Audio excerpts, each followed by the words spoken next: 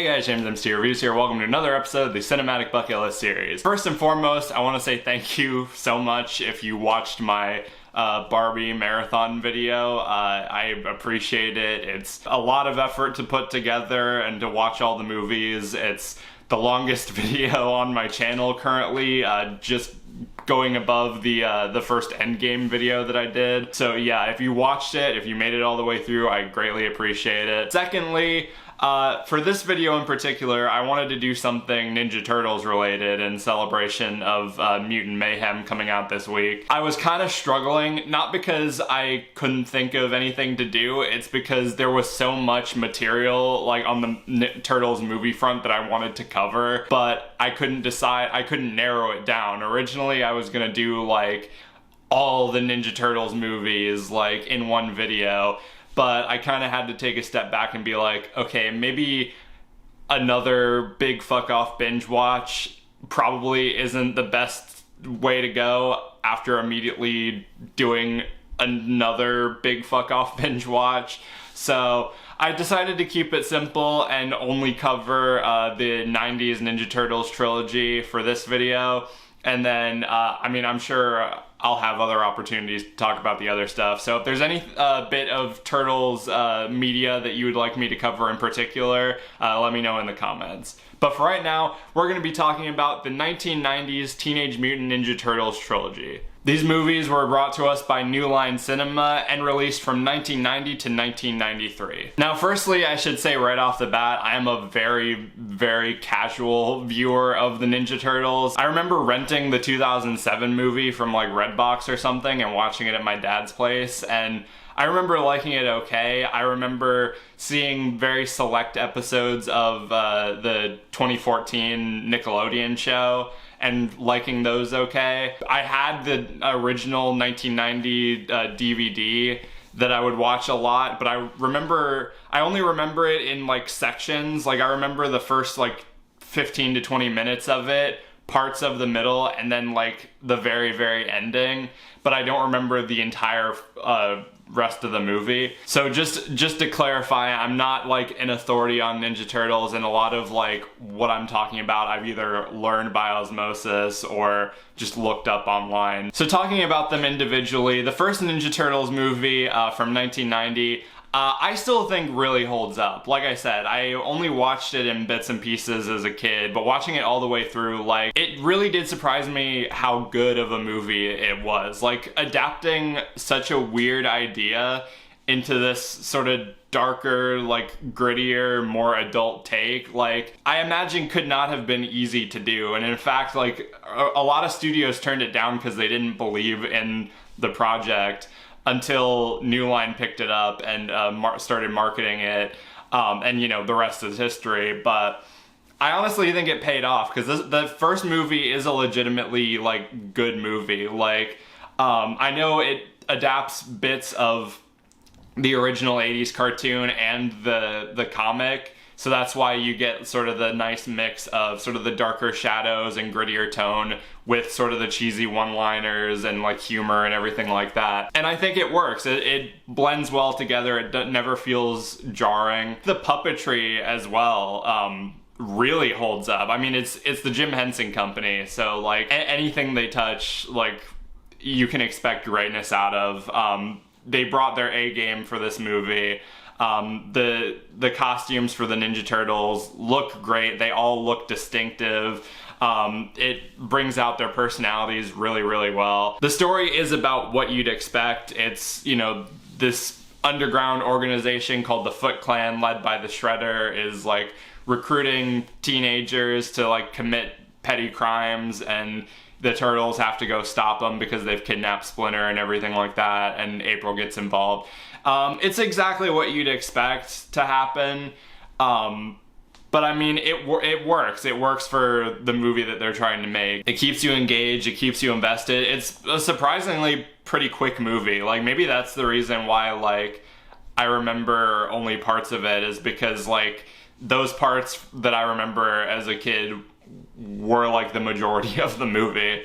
The action and stunt work as well for the time is really impressive. Seeing the actors working inside those costumes and the stunts that they do is just I gotta commend them for it. And yeah, overall it was a really good movie. The only thing that, like, I mean, it's a small nitpick, but you probably could have cut out, is just the Casey and April stuff. Like, it didn't really add much. Like, yeah, it is a small part, but, you know, it's a small part that could be dedicated to, like, more action or more of the Turtles' relationship and things like that. But yeah, other than that, I gave this a 4 out of 5. This was a really solid movie. Next up, Ninja Turtles 2, Secret of the Ooze, that came out in 1991, a full year later. This one, it could have easily felt like a rehash, and in some respects it is. Like, it brings back the Shredder, it brings back the Foot Clan, but whereas it could have just stopped at the bare basics, like, it actually does sort of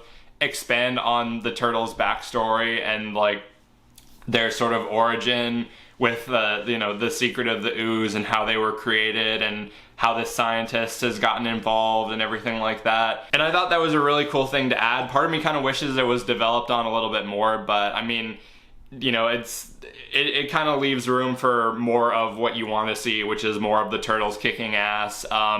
It is definitely, this feels like the Ghostbusters 2 of the Turtles movies, and I mean, that's partly because of, you know, dumb parent complaints about the first movie being too violent. I mean, even by those standards, it's not the most violent thing you could have shown your kids, but still, like, it is a lot, the violence is a lot more toned down in the second one. They hardly use their weapons. It's even kind of comical, like, when they get put into certain situations where, like, they get trapped in, like, a net, and their swords are just still, like, flopping around in their back, and I'm like, you know, you have weapons, you could easily get out of this, but it's whatever. They wanted to go for a lighter tone, and, you know, that's why you get shit like them fighting with, like, sausages or rubber bats, or, you know, dancing on stage at a Vanilla Ice concert and everything like that. The action, for what little there is still great. The suits still look really good. The actors inside of them all do great. They swapped out Judith Hogg as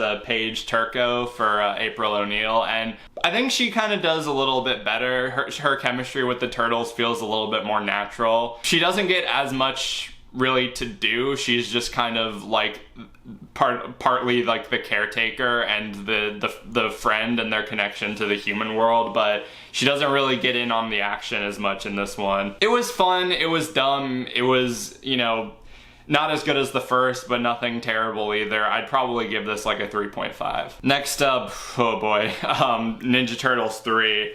I already knew going into this that, you know, everyone who has grown up with these movies says that the third one is the worst one, and I didn't want to fall into that mindset of, you know, hating it because it's the popular opinion. I wanted to give it every possible chance I could, and every single chance I tried, like, the movie just completely failed. I don't think it's as bad as people make it out to be, but I can't in good conscience call it a good movie. Like, first of all, the suits, the costumes this time around don't look as good, don't look as impressive. It's a different effects company. The Jim Henson company was working on another project, so they called in another team to do the puppetry for this movie, and it looks so much cheaper and, like, weirder, and they all just kind of look the same. Like, in the other ones, they had sort of distinctive builds that matched their personalities and identities, whereas here they all just kind of look the same. Even their voices are just a little bit off, which is weird because it's the same voice actors except for Raphael, and they all just sound the same. Everything just feels a little off in this. Like, the action, like, the editing is some of the worst. Like, you can, to the point to where you can see, like, some of the jump cuts, like, in between the action. Even their one-liners are a lot, like, lamer this time. And the story, like, I don't even know how to describe the story. It feels, like, really hard to follow, but also really boring at the same time. Because it's like a time travel story where they go to ancient, like, feudal Japan and fight this British guy and this shogun samurai tribe, but it's confusing to describe, but at the same time, like, nothing of interest is going on, so it's like hard to even stay invested. Also, whereas the first two felt like really quick breezes, like you could get through them pretty easily, this one, like, I paused it and we were only at the halfway point. I was expecting it to be over by then. Like, I was really, like, just kind of waiting for it to be done. This one was easily the weakest one. I'd give this like a 2.5 out of 5. But anyway, that does it for this video. Let me know down in the comments what you thought of the original Ninja Turtles trilogy. Which one's your favorite? Which one's your least favorite? Did you grow up with these at all? And what is your favorite piece of Ninja Turtles media? Let me know. And let me know if you're excited for Mutant Mayhem as well. Be sure to like, subscribe, ring the notification bell so you can stay up to date on when I'm posting. Follow me on all my social media, subscribe to my main channel. Everything you need to know will be in the description. Thank you guys for watching, and I'll see you later.